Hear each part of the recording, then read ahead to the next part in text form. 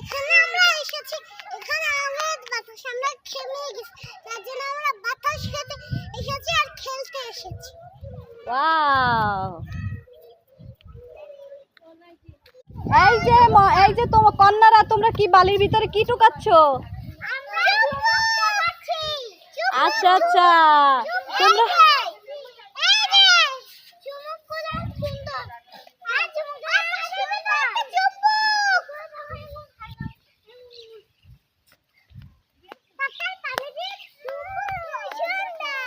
পানি ধরো, তুমিও পানি ধরো।